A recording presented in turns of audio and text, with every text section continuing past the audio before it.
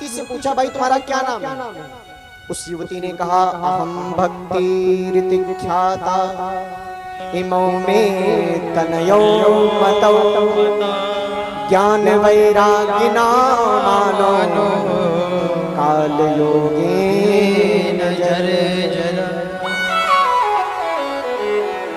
संत की एक बड़ी अच्छी आदत होती है, आपने अगर उसको बुलाया है तो वो केवल केवल आप पर ध्यान देगा, अन्य किसी चीजों पर वो ध्यान नहीं देते। क्या मतलब भाई? अपने राम और राम के भक्त, संत की आदत होती है। तो भक्ति ने कहा, अहम भक्ति ऋतिख्याता, मेरा नाम भक्ति है।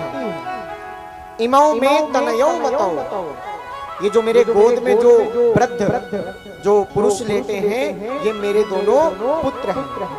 नारद जी की तुरंत नजर उसकी गोदी में गई, तुरंत नजर नारद जी की गोदी में गई। बोले, अरे लाली, क्यों झूठ बोलती हो? तुम कहां 16 वर्ष की और कहां ये बेचारे 60 वर्ष के? ये तुम्हारे पुत्र कैसे हो सकते हैं? इतना घोर कलयुग अभी नहीं आया है कि पिता बेटा नजर आ रहा है और बेटा पिता नजर आ रहा है। अच्छा, पिता बेटा नजर कैसे आते हैं? पिताजी आज भी बड़े एकदम मतलब हमारे नहीं और भी अन्य जो लोग हैं, पूरा दाढ़ी वाड़ी एकदम बिल्कुल क्लीन रखते हैं और एकदम नए नवीले नजर आते हैं। तो बोले, इतना भी अभी कलयुग नहीं आया है तो तुम झूठ हमसे क्यों बोल रही हो? बोले, नहीं, इमौ में तनयो मतौ, एक का नाम ज्ञान और एक का नाम वैराग्य है। ज्ञान और वैराग्य। लेकिन इस समय जिस अवस्था में ये लेटे हैं, ये जीर्ण अवस्था है, यानी कि ना इनको ज्ञान है और ना इनको वैराग्य है।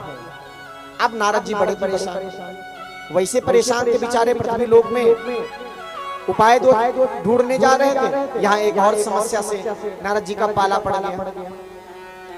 और संत की एक पहचान होती है, व्यक्ति आया है तो जब तक उसकी शंका का समाधान नहीं हो जाता है, जब तक उसके कष्ट दूर नहीं हो जाते हैं, तब तक संत साथ नहीं छोड़ते। वो कहते हैं, भाई मैं तुम्हारा समाधान करके तभी जाऊंगा। नारद जी महाराज परम ज्ञानी, परम सुखकारी, स्वयं भी सुखी और सामने वाले को भी सुख देने का प्रयास करते हैं। बोले, अगर आप हमको बहुत प्रसन्न देखना चाहते हो, भक्ति मैया ने कहा, तो आप हमारे ये दोनों ज्ञान और वैराग्य पुत्रों को जैसे ये पहले थे वैसा आप कर दीजिए। देखिए, बहुत ध्यान से सुनिएगा, ज्ञान कौन है? हमारा आपका। रामचरितमानस की पंक्ति अगर हम आपसे पूछें या आप हमसे पूछें या किसी से भी पूछें, तो भाई हम तो अध्ययन कर रहे हैं डेली, तो हो सकता है हम बता दें। लेकिन क्या और किसी अन्य व्यक्ति से आप पूछेंगे तो वो रामचरितमानस की पंक्ति का आपको गुणगान बता पाएगा? नहीं बता पाएगा। तो हमारा आपका ज्ञान जागृत नहीं है, और लेकिन हमारे आपके कदमों को, हमारे आपके जीवन को आगे बढ़ाने वाला ही ज्ञान है। वो अगर हमारे पास नहीं होगा तो समझ लीजिए हम एक मरे हुए पुतले के समान हैं।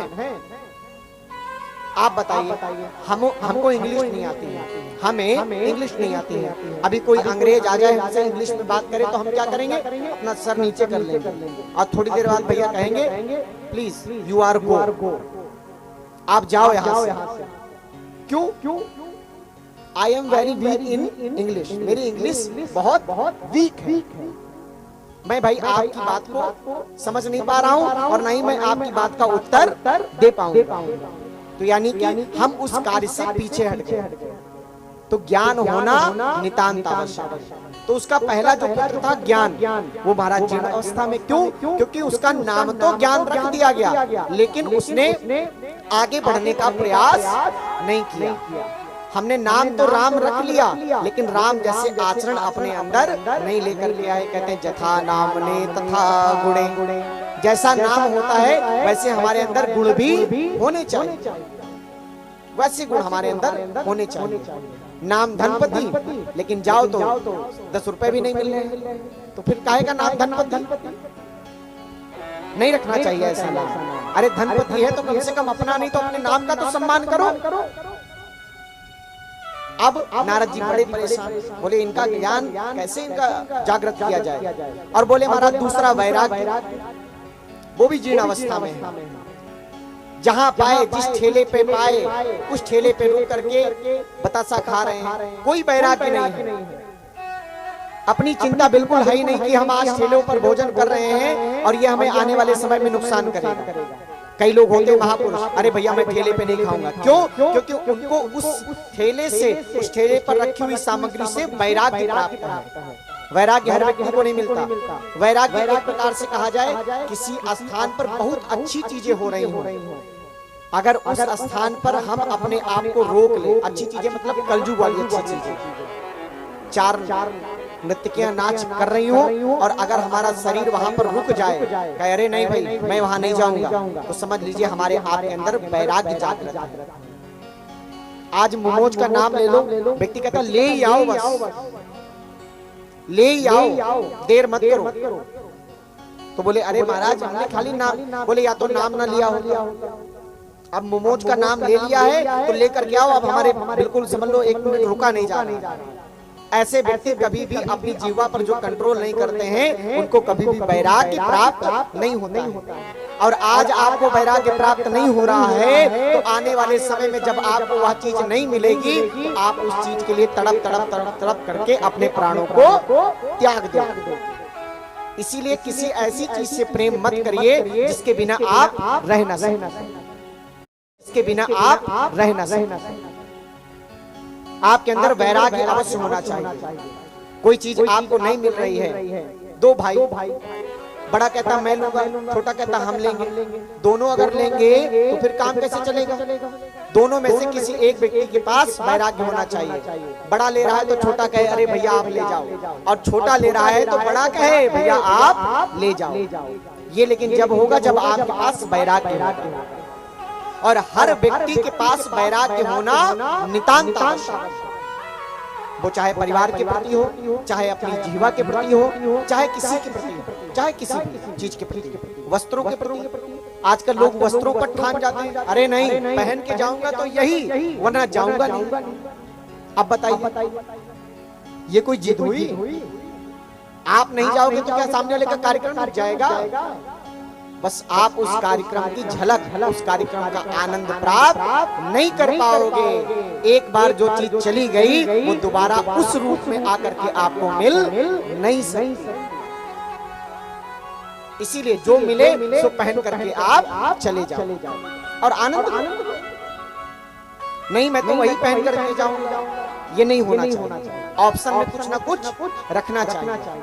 भक्ति मैया ने कहा आप एक मेरा निवेदन है, बस मेरे ये ज्ञान और वैराग्य पुत्रों को पहले जैसा नवीन कर दीजिए, सुंदर कर दीजिए। जैसे पहले हमारी सेवा करते थे और समाज की सेवा करते थे, वैसा आप कर दीजिए।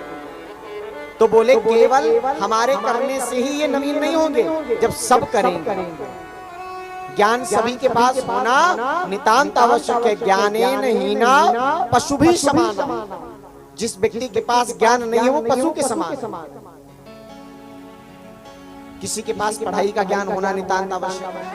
कहते हैं बड़े बुजुर्ग लोग कहते हैं पहले के लोग पढ़े तो नहीं होते थे, लेकिन कढ़े बहुत होते थे। तो कुछ तो है उनके पास। जिसके पास कुछ नहीं है वो किसी काम का नहीं। कुछ का मतलब जो भगवान को नहीं मानता, जो राम का नहीं वो किसी काम का नहीं। अब महाराज भक्ति मैया तो पीछे पड़ गई, बोले नहीं आपको करना पड़ेगा, कुछ ना कुछ तो आपको करना पड़ेगा। अब संत का भाई स्वभाव वो बिना तो महाराज नाना प्रकार के वेद वेदांगों को हमारे नारद जी ने दोनों के कर्ण इंद्रियों में सुनाया, श्रवण इंद्रियों में, यानी कि कानों के मार्ग से नाना प्रकार के वेद मंत्रों का गायन किया। अब जैसे वेद मंत्रों का जितनी देर नारद जी गायन करते उतनी देर ज्ञान और वैराग्य उठ करके बैठ जाते। लेकिन जैसे महाराज मंत्र खत्म होता वैसे ही फिर वो मूर्छित हो जाते। हमारी आपकी वैसी स्थिति है। अब यहाँ आप 4 घंटे कथा सुन रहे हैं, बड़ा ज्ञान आ रहा होगा, बड़ा वैराग्य आ रहा होगा। अरे पंडित जी सही कह रहे हैं, किसी चीज में दम नहीं है, बहुत सही कह रहे हैं शिवम जी। लेकिन अभी जहाँ घर पहुंचे अरे फिर वही माया में हम लोग ग्रसित हो जाते हैं। तो ये क्षण भर का जो ज्ञान है, क्षण भर का जो वैराग्य है ये आपका किसी काम का नहीं है। ज्ञान वो आपके काम का है जो आज भी हमारे साथ है और आने वाले कई समयों में जो हमारे साथ में रहेगा। आज जैसी हमारी आपकी स्थिति है वैसी ज्ञान और वैराग्य की, भक्ति के दोनों पुत्रों की वैसी स्थिति उस समय थी।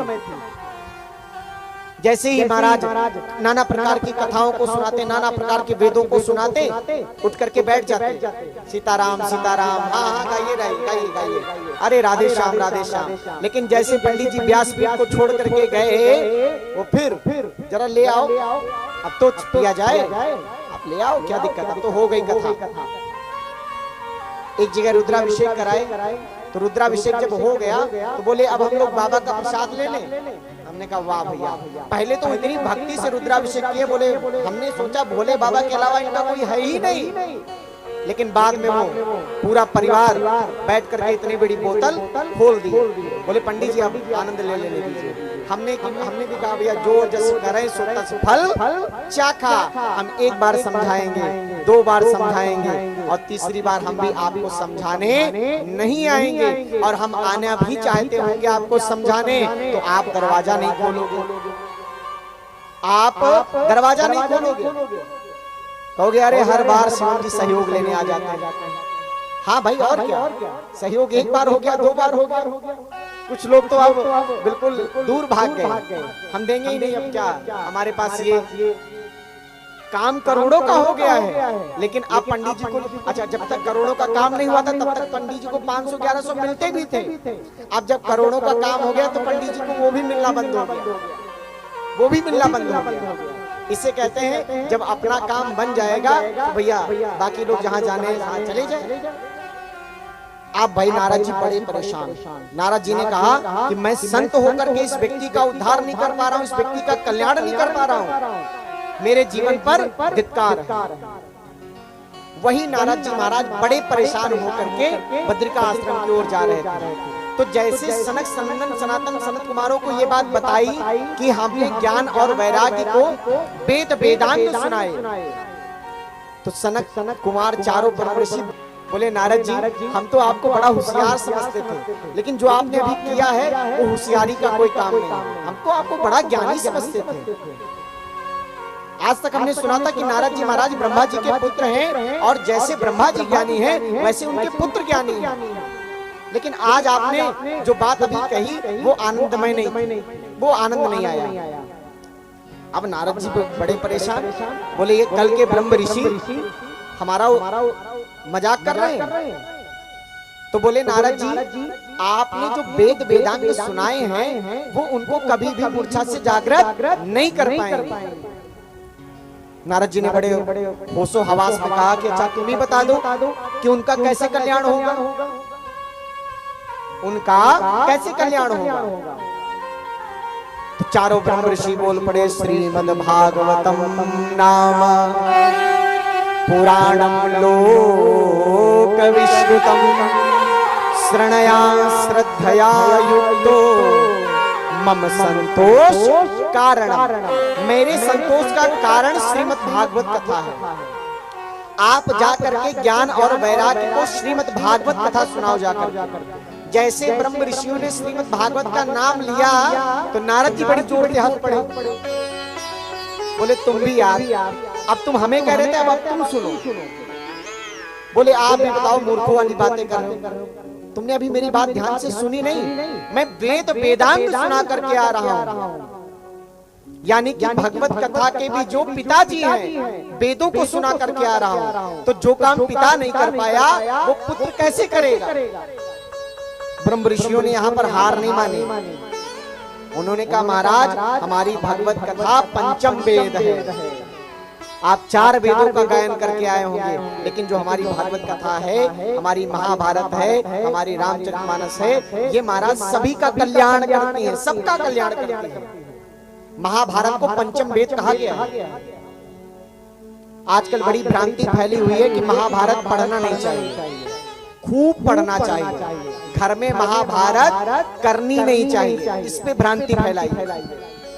महाभारत पढ़ने से आप ना जाने क्या क्या सीख जाओगे। जहाँ जाओ अरे पंडित जी महाभारत तो पढ़नी नहीं चाहिए, खूब पढ़िए लेकिन महाभारत घर में करिए मत, यानी कि लड़ाई झगड़ा मत करिए, पढ़िए खूब उसको। अब जैसे ही नारद जी को कहा कि भैया भगवत कथा उनको सुनाओ, तो नारद जी ने कहा कि आप भी अब मूर्ख वाली बातें कर रहे हैं भाई, आपकी बात में कोई दम नहीं है, मैं वेदों को सुना करके आया हूँ। सनत कुमारों ने कहा मैं मानता हूँ कि वेद पिता है, वेद पिता है, लेकिन भगवत उसका पुत्र है। जो व्यक्ति आप मान लीजिए आम तोड़ करके पेड़ से खाते हैं, आम तोड़ करके पेड़ से खाते हैं, तो स्वाद पेड़ में होता है, स्वाद किसमें होता है? आम में, आम में। तो पेड़ वेद है, लेकिन भगवत कथा उस पेड़ का फल है, स्वाद उसी में मिलेगा। जिस प्रकार से हम घी से दीपक जलाते हैं, पूड़ी बनाते हैं, नाना प्रकार के व्यंजन घी से बनाते हैं, लेकिन घी आया कहां से? दूध से, दूध से आया। तो दूध वेद है, लेकिन घी उसका फल है। घी यानी कि हमारी भगवत कथा। आप चाहो दूध में क्या पूड़ी तल सकते हो? दूध से आप दीपक जला सकते हो? नहीं जला सकते। क्या दूध हमारे काम का नहीं? काम का है, लेकिन क्या वस्तु कहां पर काम आएगी ये हमको विचार करना पड़ेगा। जब दीपक जलाना होगा तो महाराज वहां पर दूध से निकाला हुआ घी काम आएगा।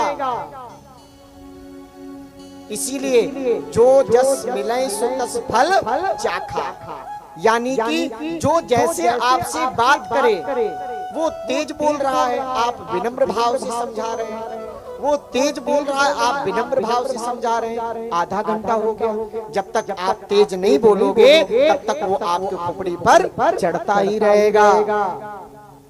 वहां पर